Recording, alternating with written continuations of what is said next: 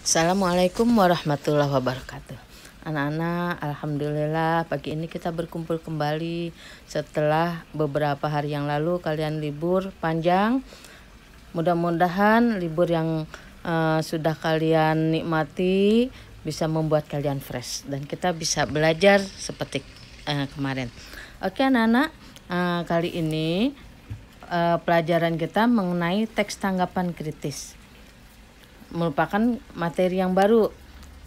Untuk teks tanggapan kritis, Ibu sudah memberikan PPT-nya seminggu yang lalu pada hari Senin.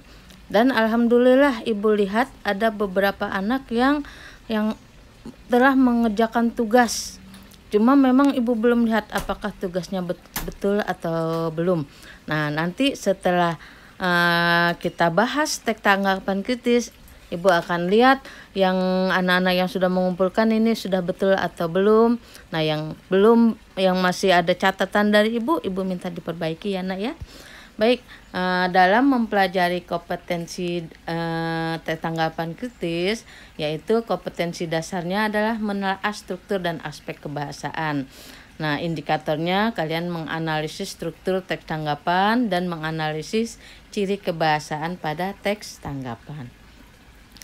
Nah, setelah mempelajari bab ini, tujuannya adalah peserta didik diharapkan mampu dari segi pengetahuan memahami fungsi teks tanggapan kritis. Kedua, membedakan model teks tanggapan kritis, dan ketiga, menyimpulkan teks tanggapan kritis.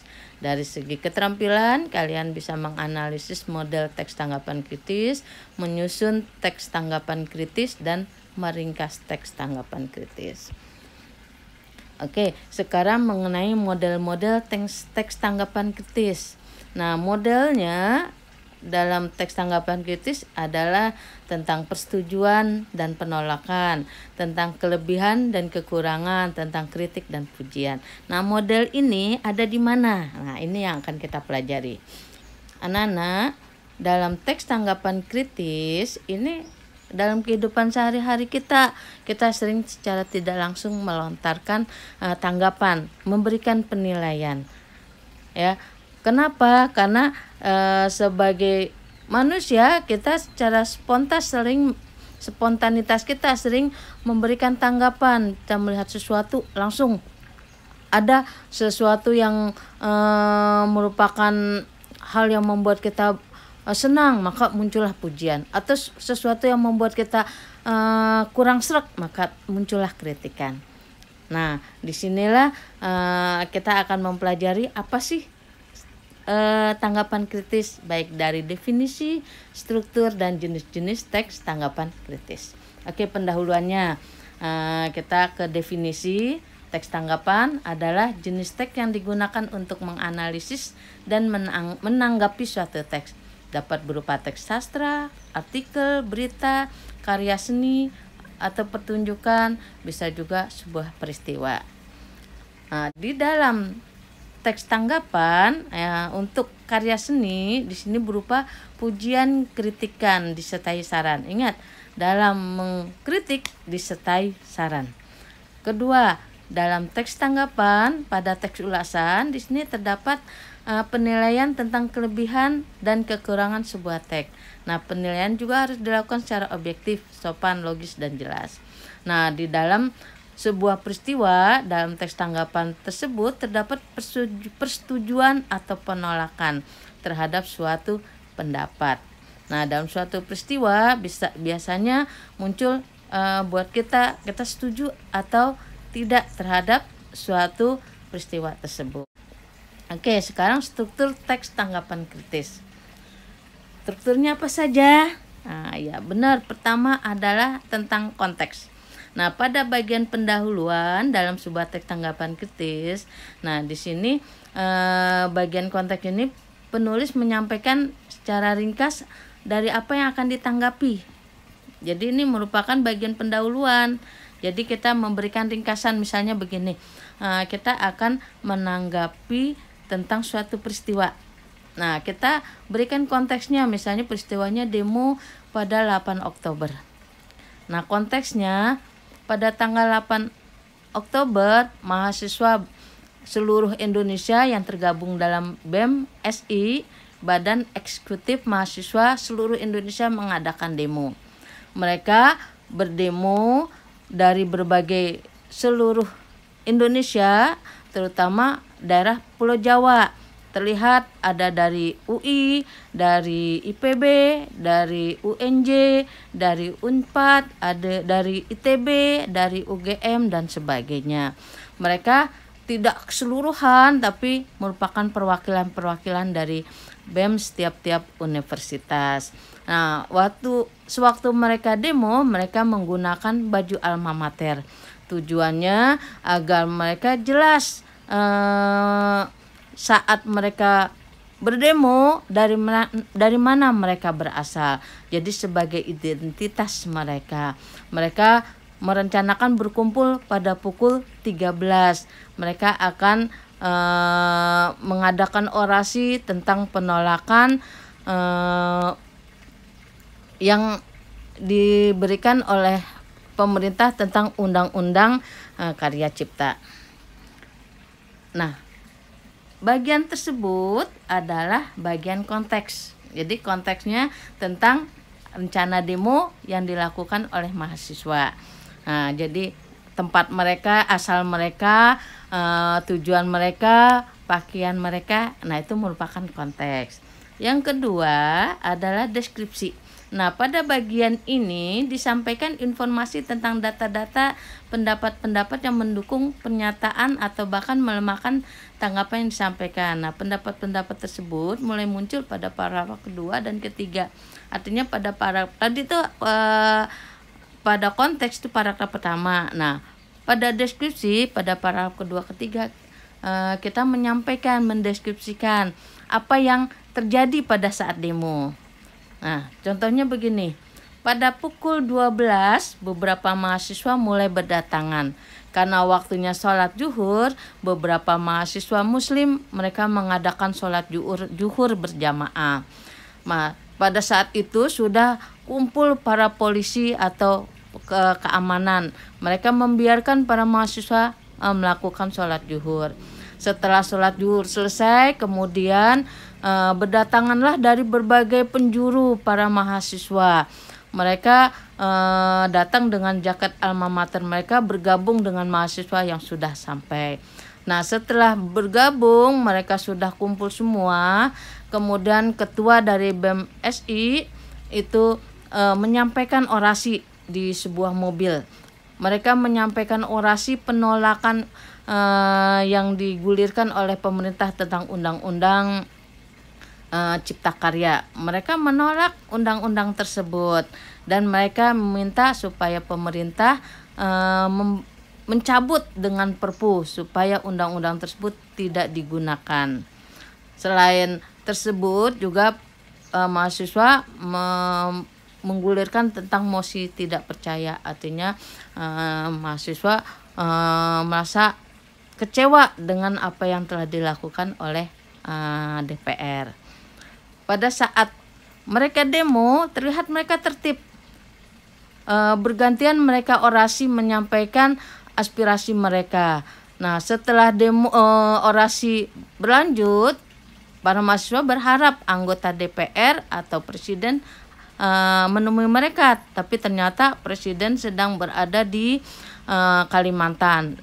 Sehingga mereka berharap bahwa yang hadir di gedung DPR setidak-tidaknya ada anggota DPR yang menemui mereka. Tapi ternyata anggota DPR tidak ada yang menemui mereka. Mereka ada rasa kecewa. Tapi kemudian mereka pun memberikan permohonan kepada pemerintah. Kalau mereka berharap pemerintah mengeluarkan Perpu untuk membatalkan Undang-Undang Cipta Karya, dan mereka berharap pemerintah pro rakyat karena undang-undang tersebut jelas sangat merugikan rakyat kecil. Nah, setelah mereka menyampaikan apa yang menjadi penolakan mereka pun para mahasiswa berusaha untuk melakukan demo yang tertib, tapi tiba-tiba ada penyusup yang datang. Mereka kemudian melempari polisi dengan botol minuman. Tentu saja polisi keamanan karena dipukul mereka membela diri. Akhirnya karena terlihat mulai rusuh, polisi pun membubarkan mahasiswa. Mahasiswa dibubarkan secara paksa dengan menggunakan gas air mata. Akhirnya mereka pun lari menyelamatkan diri dan kemudian mereka bubar, pulang ke rumah masing-masing. Nah, kalimat tersebut yang barusan Ibu sampaikan itu adalah deskripsi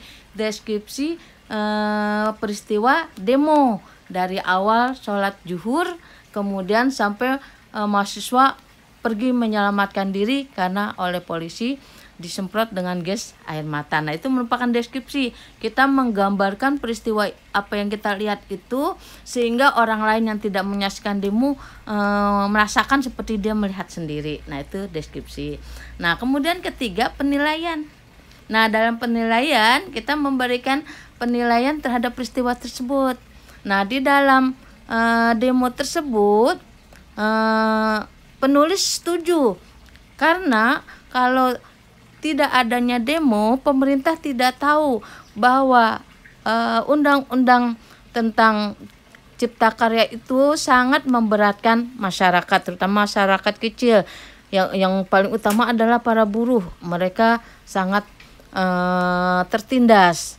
Selain itu juga beberapa elemen juga merasakan kekecewaan karena ternyata undang-undang cipta karya tersebut lebih banyak pro para pengusaha besar, sementara tidak pro terhadap rakyat kecil.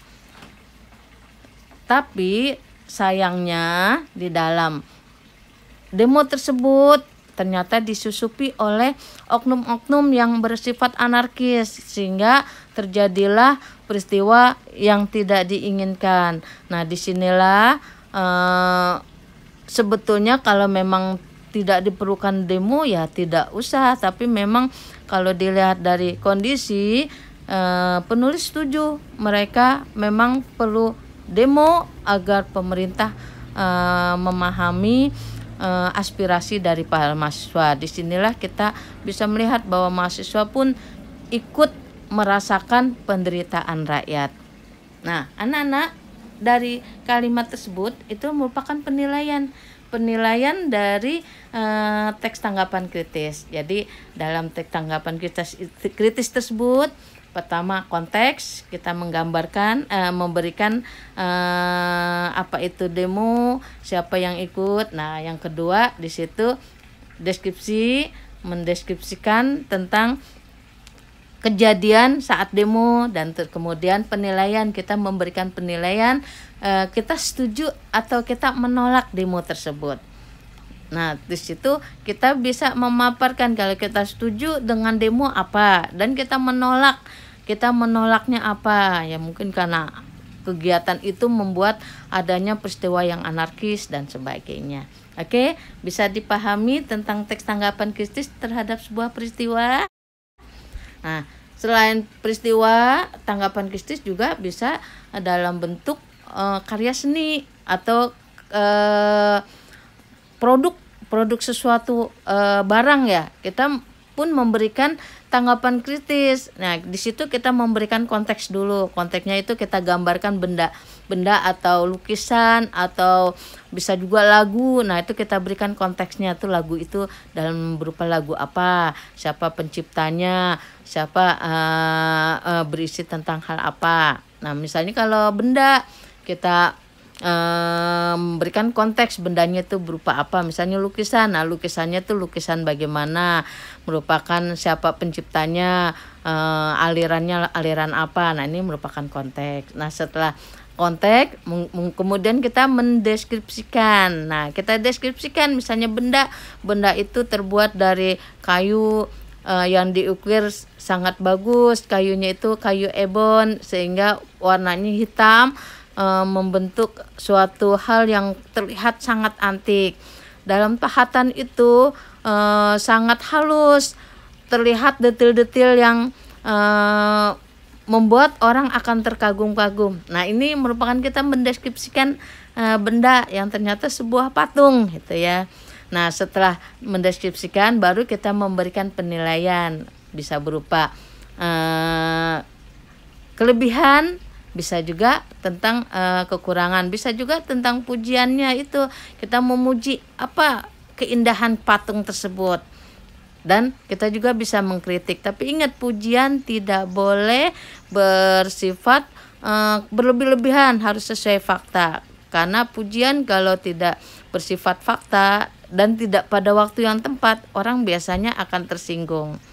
Tapi kalau pujian pada waktu yang tepat, kemudian sesuai dengan fakta dan datanya, orang akan merasa senang, merasa termotivasi untuk membuat karya baru. Nah, kritik juga begitu, jangan mengkritik asal kritik. Itu menjatuhkan seseorang, orang akan merasa pesimis. Tapi kritik harus kita berikan saran. Apa sarannya supaya orang yang dikritik itu merasa diberikan masukan, dia akan menjadikan lebih baik hasil karya tersebut. Nah, itu di dalam teks tanggapan karya produk maupun seni. Nah, untuk teks tanggapan mengenai ulasan, nah ini kalian sudah pernah membuat pada teks ulasannya pada awal kita belajar, yaitu tentang literasi.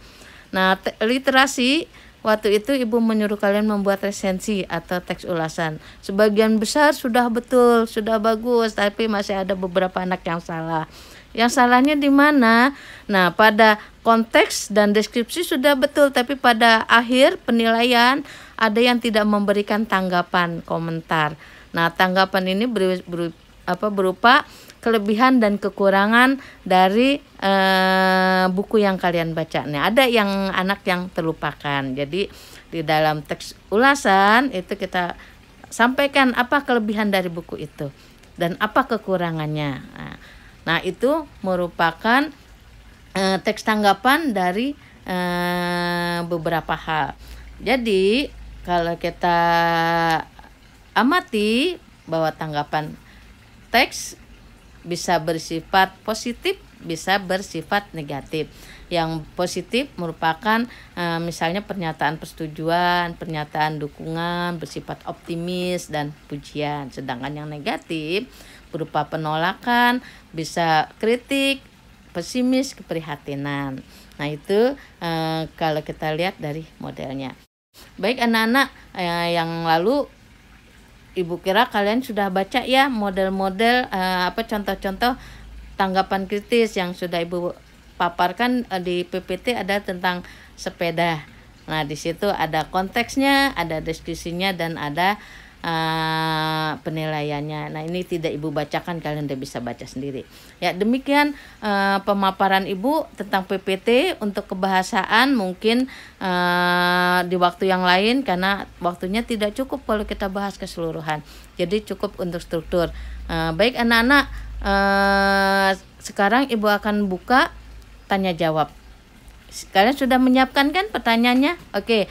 Ya, bisa kita mulai, silakan yang mau bertanya.